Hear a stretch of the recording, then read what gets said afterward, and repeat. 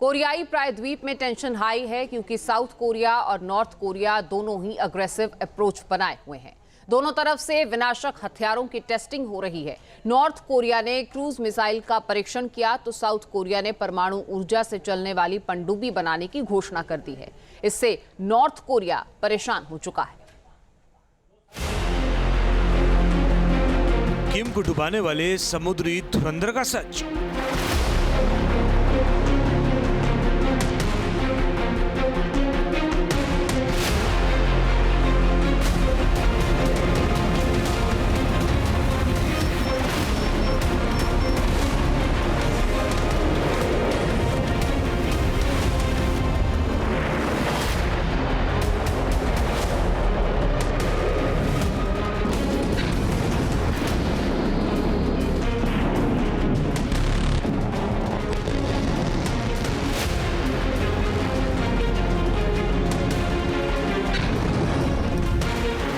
Ukraine के मोर्चे पर जंग जारी है।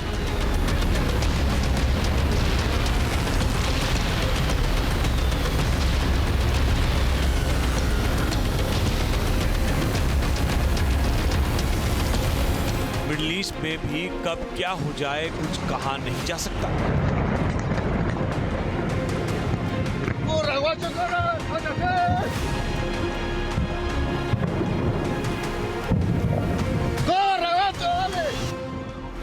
ताइवान के फ्रंट को चीन सुलगाने की कोशिश में जुटा है। उसका मकसद क्लियर है, किसी भी तरह से ताइवान पर कब्जा किया जाए।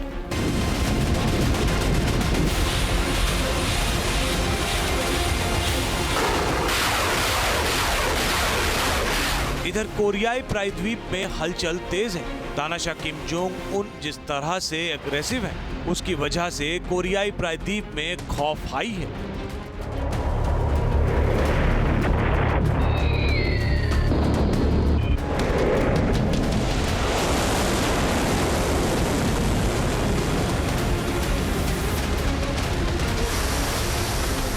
किम मिसाइल टेस्ट से लेकर न्यूक्लियर प्रोग्राम को लेकर एग्रेसिव है, जिसका दबाव देने के लिए साउथ कोरिया भी तैयारी कर रहा है। समंदर में अपनी तैयारी को मजबूत करने में जुटा है।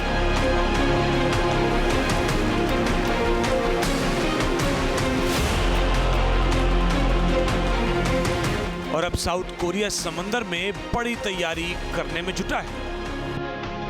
दक्षिण कोरिया ने जंगपोगो एन परियोजना के तहत परमाणु ऊर्जा से चलने वाली पनडुब्बियों की एक नई श्रेणी विकसित करने की योजना की पुष्टि की है।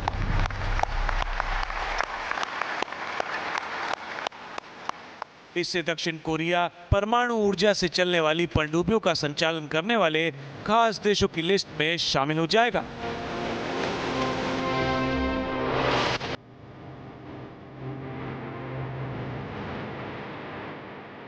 वर्तमान में केवल चीन, फ्रांस, भारत, रूस, ब्रिटेन और संयुक्त राज्य अमेरिका ही सक्रिय सेवा में परमाणु पनडुब्बियों का संचालन कर रहे हैं।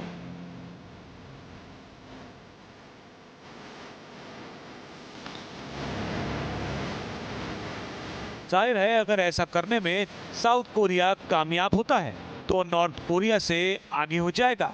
परमाणु ऊर्जा से चलने वाली पनडुब्बियों में मौजूदा डीजल पनडुब्बियों की तुलना में परिचालन क्षमता में काफी वृद्धि हुई है।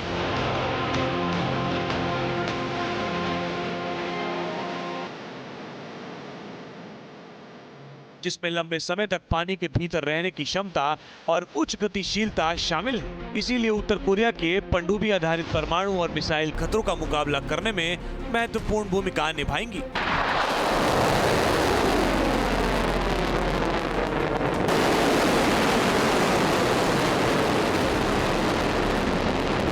बताया जा रहा है कि 2030 के दशक के मध्य में साउथ कोरिया इन पनडुब्बियों को लॉन्च कर सकेगा।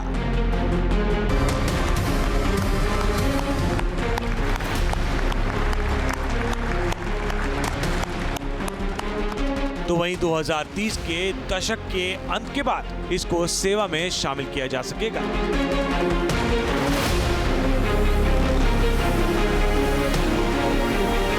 जब भी अमेरिका और साउथ कोरिया कोई जॉइंट वॉर एक्सरसाइज करते हैं तो नॉर्थ कोरिया कहता है कि ये मेरे खिलाफ युद्ध की रिहर्सल है। लिहाजा अब साउथ कोरिया ने स्वयं भी एक न्यूक्लियर सबमरीन बनाने का फैसला लिया है, जिसे वो 3-4 साल में पूरा करना चाहते हैं। ये जो न्यूक्लियर सबमरीन है, ये लो एनरिच्ड यूरेनियम के साथ बनाई जाएगी ताकि लंबे समय तक ये समुद्र में रह सके, और इसमें वर्टिकल लॉन्च सिस्टम्स होंगे जिससे क्रूज मिसाइल और बैलिस्टिक मिसाइल दोनों को लॉन्च किया जा सके। इसका काम होगा कि ये नॉर्थ कोरिया के पोर्ट से जैसे ही कोई सबमरीन निकलती है उसको डिटेक्ट कर ले और ट्रैक करे। इतना ही नहीं, अब तो दक्षिण कोरिया में भी न्यूक्लियर टेस्ट के बारे में चर्चा हो रही है। अमेरिका की ओर से तो साउथ कोरिया की धरती को न्यूक्लियर बमों का कवच पहनाने की कोशिश तो हो ही रही है, लेकिन दक्षिण कोरिया भी अपनी तरफ से चुप नहीं।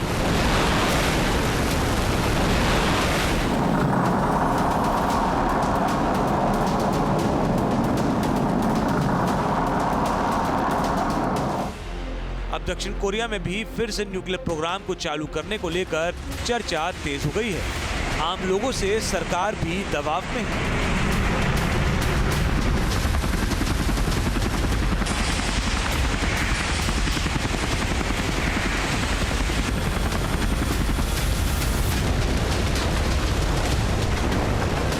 दक्षिण कोरिया में न्यूक्लियर वेपन को लेकर एक सर्वे किया गया। देश के 71% लोग से न्यूक्लियर प्रोग्राम के शुरू करने की बात कह रहे थे। मतलब कि नॉर्थ कोरिया की ओर से बढ़ते तनाव की वजह से अब साउथ कोरिया की जनता का भी प्रेशर वहां की सरकार पर है और लोग देश में न्यूक्लियर वापसी चाहते हैं।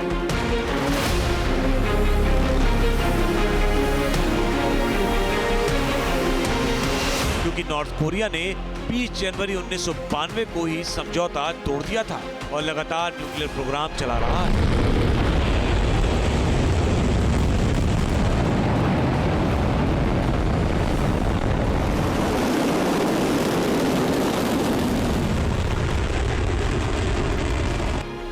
दरअसल 1991 में साउथ कोरिया से अमेरिका ने अपने परमाणु हथियार वापस ले लिए थे, जिसके बाद 20 जनवरी 1992 में नॉर्थ कोरिया और साउथ कोरिया में परमाणु निरस्त्रीकरण को लेकर करार हुआ था।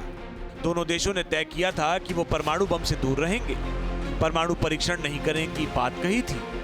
दोनों ही देश न्यूक्लियर बम इकट्ठा नहीं करेंगे। लेकिन किम ने साल 2006 में पहला न्यूक्लियर परीक्षण करके संधि को तोड़ दिया था और लगातार न्यूक्लियर टेस्ट करते आ रहे हैं। नॉर्थ कोरिया ने अपना पहला परमाणु परीक्षण 2006 में किया था।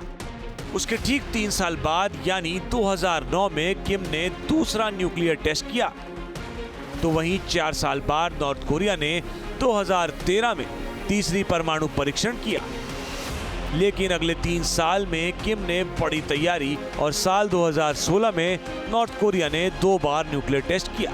तो वहीं अगले ही साल यानी 2017 में किम की न्यूक्लियर ब्रिगेड ने 6ठी बार परमाणु परीक्षण किया। और अब नाटो और अमेरिका से खबर आ रही है कि किम 7वीं बार परमाणु परीक्षण करने का प्लान बना रहे हैं।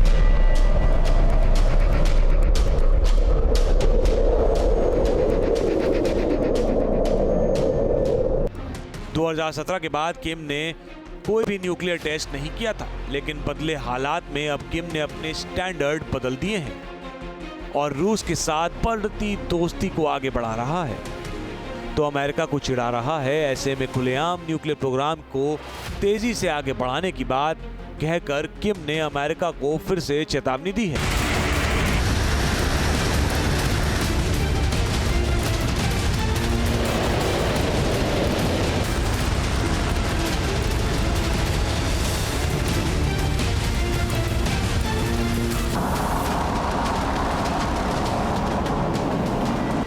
नॉर्थ कोरिया के पास फिलहाल 50 परमाणु बम है, तो वहीं साउथ कोरिया के पास कोई भी परमाणु बम नहीं है। किम लगातार अपनी शक्ति में इजाफा करने में जुटा है। किम के पास दुनिया की विध्वंसक मिसाइलें हैं। किम की मिसाइलों की जद में अमेरिका के 100 शहर हैं। ब्रिटेन के शहरों को तो किम की मिसाइल तबाह कर सकती है।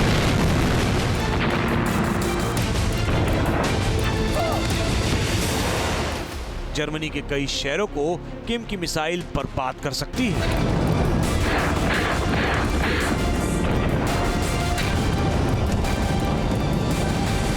साउथ कोरिया के एग्रेशन की वजह नॉर्थ कोरिया के तानाशाह किम जोंग उन, क्योंकि वो लगातार हथियारों का परीक्षण करता रहता है।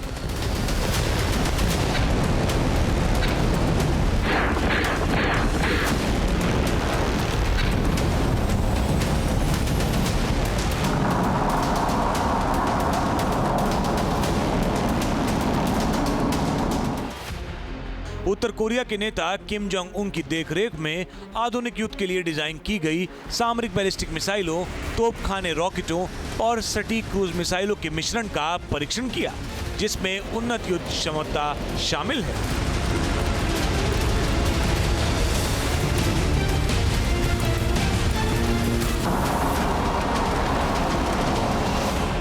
नॉर्थ कोरिया ने पहले लॉन्ग रेंज बैलिस्टिक मिसाइल्स और न्यूक्लियर वेपन्स का टेस्ट किया और अब उसने tactical ballistic missile, long range artillery rockets और artificial intelligence oriented cruise missiles का टेस्ट किया है, और वो भी डीमिलिटराइज्ड जोन में, और इनका रेंज करीब 100 किलोमीटर है, और जिसमें साउथ कोरिया की राजधानी जो हेवीली पॉपुलेटेड है सियोल वो भी आती है। यानी नॉर्थ कोरिया और साउथ कोरिया के बीच में फिर दोबारा ठन गई लगती है। फिलहाल मिडिल ईस्ट का ये संकट अमेरिका के लिए बड़ी चुनौती बना हुआ है, लेकिन अमेरिका के सामने उससे भी बड़ी चुनौती है, कोरियाई प्रायद्वीप में आ रही है। ब्लूमबर्ग की रिपोर्ट में नॉर्थ कोरिया को लेकर बड़ा खुलासा हुआ है। अप्रैल 2026 की रिपोर्ट के मुताबिक नॉर्थ कोरिया तेजी से अपने परमाणु हथियारों के उत्पादन को बढ़ा रहा है, और ये अगर यूं ही चलता रहा तो 2035 तक नॉर्थ कोरिया के पास उतने ही परमाणु हथियार होंगे जितना कि फ्रांस के पास है। यानी दुनिया में नॉर्थ कोरिया का पोजीशन परमाणु हथियारों की ताकत के मामले में चौथा हो जाएगा। नॉर्थ कोरिया का ये एग्रेशन प्रेसिडेंट ट्रंप की मुसीबत बढ़ाने वाला है। जब अमेरिका और इजराइल ने मिलकर ईरान पर हमला किया था, तब कई देशों की ओर से इसकी आलोचना हुई थी। नॉर्थ कोरिया के तानाशाह किम जोंग उन ने तो खुलकर कहा था कि उनका एटमी टेस्ट करना सही फैसला था।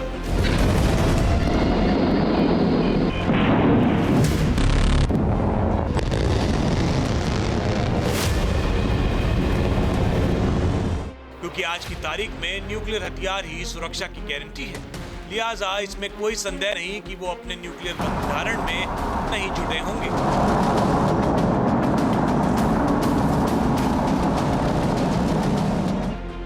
दक्षिण कोरियाई अधिकारियों और विश्लेषकों का हवाला देते हुए ब्लूमबर्ग ने बताया है कि उत्तर कोरिया अब हर साल लगभग 20 परमाणु बमों के लिए हथियार ग्रेड सामग्री का उत्पादन कर सकता है। उत्तर कोरिया का परमाणु शस्त्रागार एक गंभीर स्थिति की ओर अग्रसर है। ये इतना शक्तिशाली होता जा रहा है कि अमेरिका की जमीनी मिसाइल रक्षा प्रणालियों को भी मात दे सकता है।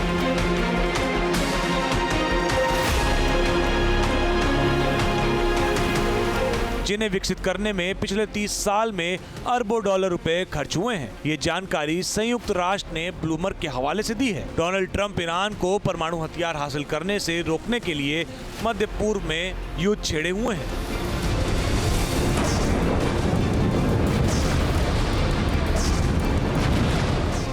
वही आंकड़े बताते हैं कि किम जोंग उन के परमाणु कार्यक्रम को रोकने के अमेरिकी प्रयास विफल रहे हैं। नॉर्थ कोरिया पर अमेरिका भले ही दबाव बनाने की कोशिश करता है, लेकिन उसकी सारी कोशिशें धरी की धरी रह जाती हैं।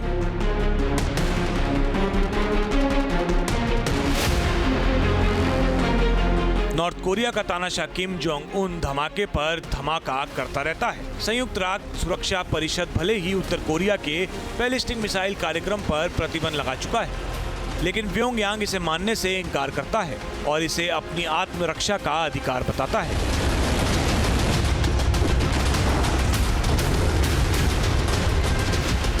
किम जोंग उन जनवरी 2026 की शुरुआत से ही नॉर्थ कोरिया ताबड़तोड़ टेस्ट कर रहा है।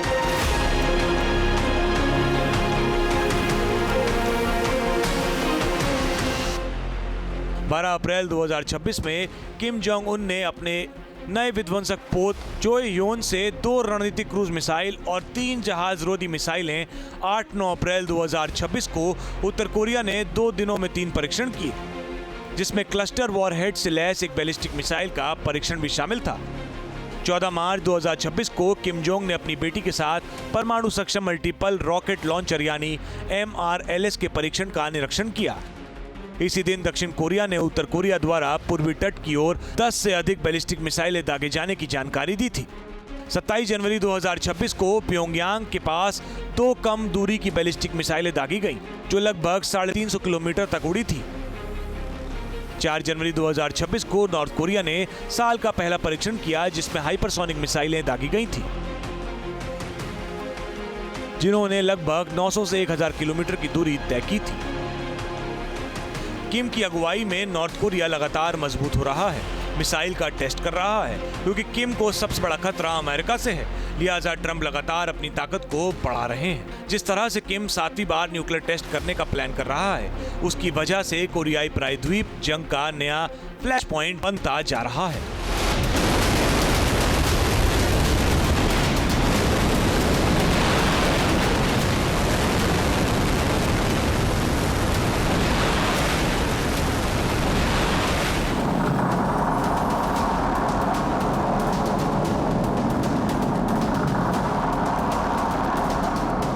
ऐसे में सवाल यही है कि क्या मिडिल ईस्ट के बाद कोरियाई प्रायद्वीप में भी जंगी चिंगारी सुलगेगी? क्या साउथ कोरिया की वजह से अमेरिका और नॉर्थ कोरिया में सीधी तौर पर तनातनी शुरू होगी?